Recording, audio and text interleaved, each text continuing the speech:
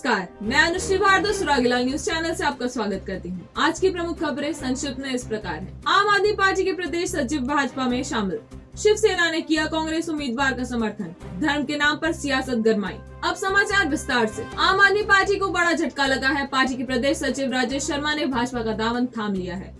उन्होंने आम आदमी पार्टी पर गलत नीतियां लागू करने का आरोप लगाया है। देहरादून में भाजपा सांसद माला राज्य लक्ष्मी शाह और रायपुर से विधायक उमेश शर्मा ने राजेश शर्मा को भाजपा की सदस्यता दिलाई। संवाददाता मनोज कुमार की रिपोर्ट। देहरादून में धर्म के नाम पर सियासत गरमा गई है। कांग्रेस प्रदेश उपाध्यक्ष अकील अहमद ने राज्य में मुस्लिम यूनिवर्सिटी बनाने की मांग की थी। विवाद होने पर उन्होंने कहा कि ये सिर्फ मांग है, इसे बेवजह तूल दिया जा रहा है। उधर मुख्यमंत्री पुष्कर सिंह धामी ने कहा कि कांग्रेस हमेशा तुष्टीकरण की राजनीति करती आई है। देखिए, ये कांग्रेस की नीति रही है। जब से देश आज़ाद हुआ है तब से लेकर आज तक कांग्रेस केवल तुष्टीकरण करती रही है और भारतीय जनता पार्टी ने, नरेंद्र मोदी जी ने हमेशा न्याय की बात की है, अन्याय किसी के साथ ना हो। आज जब हम चार धाम की बात करती है कांग्रेस, एक तरफ चार धाम की बात करती है और दूसरी तरफ मुस्लिम यूनिवर्सिटी बनाने की, इस देवभूमि में मुस्लिम यूनिवर्सिटी बनाने की पैरवी करती है, तो एक कांग्रेस की मानसिकता दर्शाती है कि चार धाम में वो मुस्लिम यूनिवर्सिटी बनाकर क्या करना चाहते हैं। लेकिन हरीश रावत जी भी सहमति दे चुके हैं और दावा कर रहे हैं, और देवेंद्र यादव भी दावा कर रहे हैं कि वो दोनों ने सहमति दे दी। हरीश रावत जी पहले से ही इसके समर्थक रहे हैं और उनके समय में जुमे की नमाज पढ़ने की भी छुट्टी हुआ करती थी। भैया यूनिवर्सिटी की, अरे कुछ सरकार अभी हमारी थोड़ी है भाई, सरकार अभी थोड़ी है हमारी, पास हो गया, अभी तो कुछ भी नहीं हुआ। अभी तो खाली हमने बोला कि भाई अगर हो सके तो मांग रखी है, जो है कोई ये नहीं कि हमने ये कर दिया कि प्रदेश उपाध्यक्ष हैं तो आपका भी तो बयान कोई स्टैंड रखता होगा। आज बयान से बदल जा रहे हो, कल क्यों दिया फिर बयान? नहीं, मैंने क्या बयान दिया? आपने देखा मेरा बयान?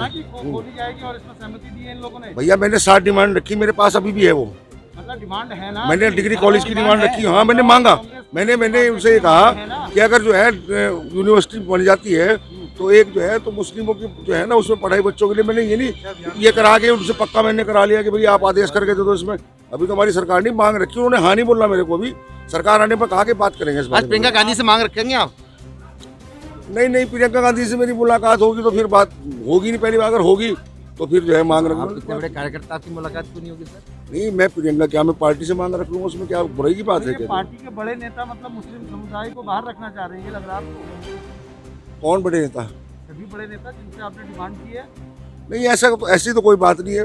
मुझे तो मेरे नेता ने किसी ने ये नहीं कहा अभी तक जो है मीडिया से सुनना में कि आपने जो है कोई बयान ऐसा दिया कि नहीं दिया। जो है मेरी अभी किसी, हमारे पास भी है वीडियो, आपके पास भी होगा वीडियो, लेकिन मैंने जो है ये जो मैंने आपसे बताया ना यही सत्य है। मैंने उसमें 60 डिमांडें रखी। मैंने आपको बताया, मैंने छैसपुर विधानसभा क्षेत्र का विकास की मांग भी करी वहाँ। आप अभी कांग्रेस के उपाध्यक्ष हैं? हाँ, मैं प्रदेश उपाध्यक्ष हूँ। उपाध्यक्ष की ये डिमांड है कि एक मुस्लिम यूनिवर्सिटी होनी चाहिए। देखिए, मैं कब कर रहा हूँ, मैंने कहा, मैंने उसमें रखी शर्त एक मुस्लिम यूनिवर्सिटी भी जो है होनी चाहिए, लेकिन उन्होंने यस नहीं करा अभी उसके लिए जो है। क्यों चैंपियन, कैसी थी तुम्हारी आज की रेस? सेकंड आया। ओह, अरे पोता किसका है? Try this. देवरपन पुदीना ब्लास्ट। मम्मी, ये आपके लिए देवरपन चिप्स टैंगी टमाटो। दादाजी, आप ये ट्राई करो, देवरपन चिप्स क्रीम अनियन। कितने रनर से रेस में पार्टनर? 2। देवरपन क्रिस्पी क्रंची चिप्स। मस्ती से खोल, मस्ती में बोल। भाजपा के प्रदेश प्रवक्ता सुरेश जोशी ने कहा कि तत्कालीन मुख्यमंत्री हरीश रावत ने 29 दिसंबर 2016 को शासनादेश जारी कर मुस्लिमों को नमाज के लिए अल्प अवकाश की घोषणा की थी। उधर हरीश रावत ने ऐसे किसी आदेश को सार्वजनिक किए जाने पर राजनीति से संन्यास लेने की बात कही थी। भाजपा ने यह शासनादेश सार्वजनिक कर दिया है। अब मामला पेचीदा होता जा रहा है।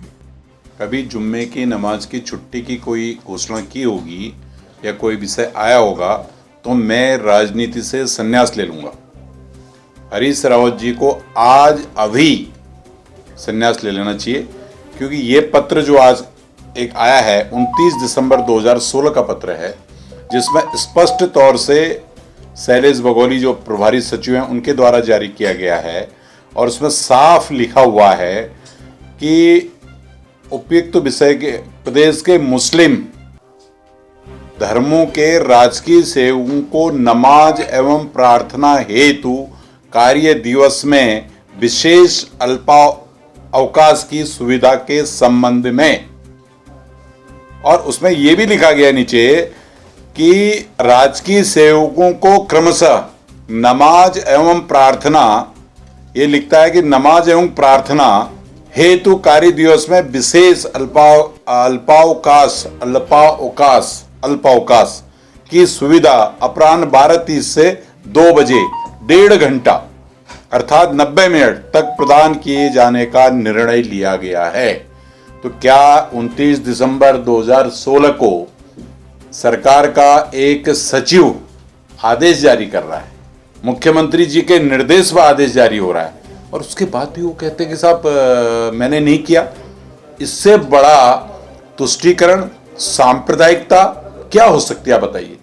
ये जो काम किया है, जो कृत्य किया है हरीश रावत जी ने, ये पूरे उत्तराखंड की जनता आज इसको देख रही है, और वो जो झूठ बोल रहे थे वो झूठ आज सच साबित हो गया है। इसलिए हरीश रावत जी ने कहा कि मैं अगर कोई साबित कर दे तो मैं इस्तीफा दे दूंगा। देहरादून में आम आदमी पार्टी के प्रवक्ता एवं रायपुर विधानसभा क्षेत्र से पार्टी के उम्मीदवार नवीन प्रशाली ने कहा कि उनके कार्यालय में भाजपा के लोगों ने दबंगई दिखाई है। ये किसी पार्टी व व्यक्ति पर हमला नहीं है, बल्कि लोकतंत्र पर हमला है। के पीछे सीधे तौर पर भारतीय जनता पार्टी का हाथ है। जिस प्रकार से उनके 20 से 25 कार्यकर्ता हमारे कार्यालय पर आकर हमारे झंडों को उखाड़ कर अपने झंडे लगा रहे थे, उनके गले में भारतीय जनता पार्टी के गमछे थे और टोपी थी सर पर, हाथ में भारतीय जनता पार्टी के झंडे थे, और जिनमें से कुछ लोगों को बाद में घटना का वीडियो देखने के बाद हमारे कार्यकर्ताओं ने पहचाना और भारतीय जनता पार्टी के पदाधिकारी भी हैं। ऐसे लोग 20-25 की तादाद में कल हमारे कार्यालय में घुस गए थे।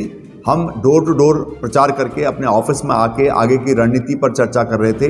इसी बीच उन्होंने हंगामा किया, मुझे कॉलर पकड़कर घसीटने का प्रयास वहाँ पर किया गया, लेकिन हमारी मातृशक्ति वहाँ पर थी। उन्होंने बहुत सूझबूझ के साथ अपने मातृत्व भाव का परिचय देते हुए उनको भी बचाने का प्रयास किया। काशीपुर विधानसभा क्षेत्र से भाजपा के उम्मीदवार त्रिलोक सिंह चीमा ने समर्थकों के साथ रॉयल सिटी क्षेत्र में जनसंपर्क किया। उनके साथ देव अरोरा, गांधार अग्रवाल, विभू मोहन, महेश वर्मा, सुभाष भाटिया, वीरेंद्र चौहान, राजदीपिका मधुर, मंजू यादव, कामिनी गुप्ता, चित्रा चौहान, मिंटू भटनागर, संजय भल्ला, जुझारू चीमा आदि शामिल थे। काशीपुर विधानसभा क्षेत्र से आम आदमी पार्टी के उम्मीदवार दीपक बाली ने कहा कि विधायक हरभजन सिंह चीमा ने 20 साल में कोई कार्य नहीं किया और क्षेत्र की दुर्गति हो गई। अब बचा कुचा विनाश करने के लिए अपने बेटे को राजनीति में लाकर वोट मांग रहे हैं। काशीपुर विधानसभा क्षेत्र से बहुजन समाज पार्टी के उम्मीदवार गगन काम्बोज को राष्ट्रीय बौद्ध महासभा ने समर्थन प्रदान किया है। महासभा के अध्यक्ष अम्बरीश गौतम, महासचिव ऋषिपाल रवि, चंद्रहास गौतम, पंकज गौतम, तेजपाल गौतम, रमेश गौतम आदि ने कहा कि गगन काम्बोज को जिताने में कोई कमी नहीं छोड़ी जाएगी। जसपुर विधानसभा क्षेत्र से भाजपा के उम्मीदवार डॉक्टर शैलेंद्र मोहन सिंघल के चुनाव प्रचार के लिए आयोजित जनसभा को मुख्यमंत्री पुष्कर सिंह धामी ने संबोधित किया। मुख्यमंत्री धामी ने कहा कि इस बार भाजपा विधानसभा की 60 से अधिक सीटों पर जीत हासिल करेगी। संवाददाता दीपक चौहान की रिपोर्ट। उत्साह मैंने देखा है। अब इसमें कोई संदेह नहीं है कि हम भारी बहुमत से इस बार ये सीट जीतने वाले हैं। यहाँ के लोग नरेंद्र मोदी जी के द्वारा जो उत्तराखंड के लिए जो काम किए गए हैं, उन कामों के बदौलत, उन कामों के लिए डबल इंजन को चुनने के लिए हर क्षेत्र से इस बार भाजपा का विधायक चुन रहे हैं, भाजपा को अपना समर्थन दे रहे हैं। और अब की बार हमने नारा दिया है, अब की बार 60 पार। रामनगर में पूर्व मुख्यमंत्री तीरथ सिंह रावत ने प्रेस वार्ता में भाजपा सरकार की उपलब्धियों को गिनाते हुए दावा किया कि राज्य में फिर भाजपा सरकार बनाएगी। उन्होंने कांग्रेस के घोषणा पत्र को झूठा बताया। संवाददाता कैलाश सोयाल की रिपोर्ट। पहली बात तो यह है कि कांग्रेस के इस तरह के झूठे वादे, झूठी घोषणाओं से यदि लोग प्रभावित होते तो पिछली बार 11 पे नहीं अटकते। आम जनता अब जानती है कि कांग्रेस का कल्चर क्या है, उसका चरित्र क्या है। केवल जनता को झुठलाना, चुनाव में ये सब बातें बरखलाना, ये सब जनता जानती है। हम लोग विकास को लेकर आगे बढ़ रहे हैं। सबका साथ, सबका विकास, सबका विश्वास, सबका प्रयास। प्रधानमंत्री मोदी जी ने आम जनता को विकास से जोड़ने का काम किया है। कोविड के समय में भी गरीब कल्याण योजना के तहत 5 किलो राशन आज भी घर घरों में पहुंच रहा है। चलते फिरते राहगीरों को हमारे कार्यकर्ताओं ने रामनगर में भी महीने भर तक मंडलों ने अपना भोजन दिया है और किसी को भूखे नहीं रहने दिया है। यह हमने किया है। तो कुल मिलाकर के मैं कह सकता हूँ कि विकास सबसे प्रमुख मुद्दा है। और मैं यदि कहूँ रामनगर के बारे में भी, इस विधानसभा के बारे में, धनकड़ी अपना 2 पुल का बनना, जो मैं कल देख के आया, मैं उसी रास्ते से आ रहा हूँ। कालाढूंगी विधानसभा क्षेत्र से कांग्रेस के उम्मीदवार महेश शर्मा का चुनाव प्रचार करने पहुंचे पूर्व कैबिनेट मंत्री यशपाल आर्य ने कहा कि भाजपा ने 5 साल में विकास के नाम पर जनता को ठगा है। इसी बीच शिवसेना के नगर अध्यक्ष मुकेश जोशी ने कहा कि कालाढूंगी के विकास के लिए इस बार शिवसेना कांग्रेस उम्मीदवार महेश शर्मा का समर्थन कर रही है। संवाददाता दीपक अधिकारी की रिपोर्ट। तो वातावरण है यहाँ का कालाढूंगी का कांग्रेस के पक्ष में दिख रहा है, एक माहौल बन रहा है और महेश शर्मा जी एक संघर्षशील नेता के रूप में हमारे कालाढूंगी की रूप भली भांति जानते हैं। उन्होंने संघर्ष किया है, उनका राजनीतिक सफर संघर्षों से भरा रहा है। उन्होंने मेरे साथ लगातार काम किया है, 30 सालों से लगातार काम किया है। मैं उनकी क्षमताओं को जानता हूँ, उनकी काबिलियत को जानता हूँ, उनके संघर्ष को जानता हूँ, उनकी मेहनत को जानता हूँ। तो मैं कह सकता हूँ कि निश्चित रूप से कालाढूंगी के क्षेत्र में कांग्रेस के प्रत्याशी महेश शर्मा भारी मतों से विजयी होंगे। आज पूरे विधानसभा क्षेत्र में ही नहीं, राज्य में परिवर्तन की लहर है और यशपाल आर्य जी आज टिकट बांटने से लेकर चुनाव जिताने तक संकट मोचन का काम कर रहे हैं। वो यहाँ कालाढूंगी में ही नहीं, लगातार लालकुआ में, नैनीताल में और पहाड़ी क्षेत्र में लगातार जा रहे हैं, अपने क्षेत्र में जा रहे हैं और निश्चित तौर पे उनका एक बहुत बड़ा यहाँ पर आधार है, उसका हमें फ़ायदा मिलेगा। आज मुकेश जोशी जी जो शिवसेना के प्रत्याशी थे, उन्होंने सैकड़ों साथियों के साथ मुझे समर्थन दिया है।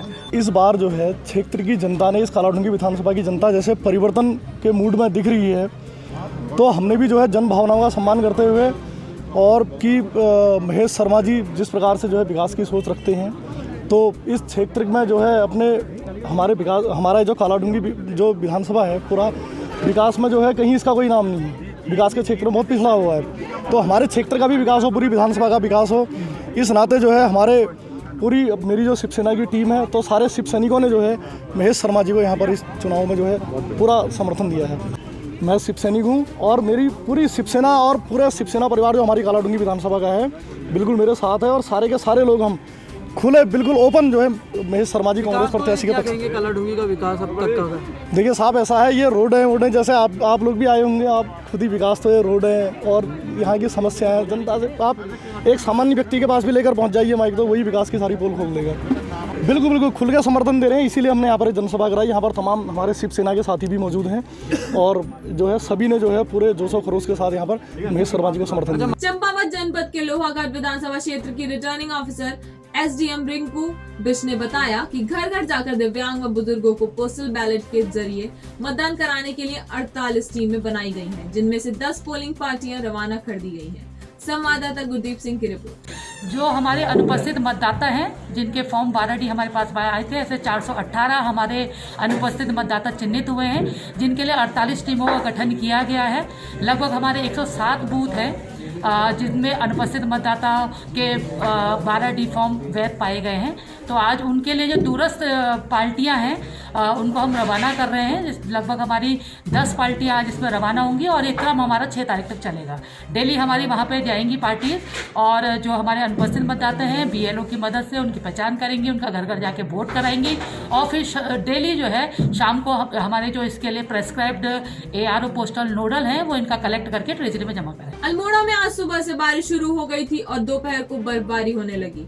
ऊंचाई वाले स्थान धौलछीना, जागेश्वर, बिनसर आदि बर्फ की सफेद चादर से ढक गए हैं। पर्यटकों ने हिमपात का आनंद लिया। संवाददाता हेमंत सिंह नेहरा की रिपोर्ट। आज के लिए बस इतना ही। उत्तराखंड से जुड़ी सभी खबरों को जानने के लिए जुड़े रहिए सुरागीलाल न्यूज चैनल से। धन्यवाद।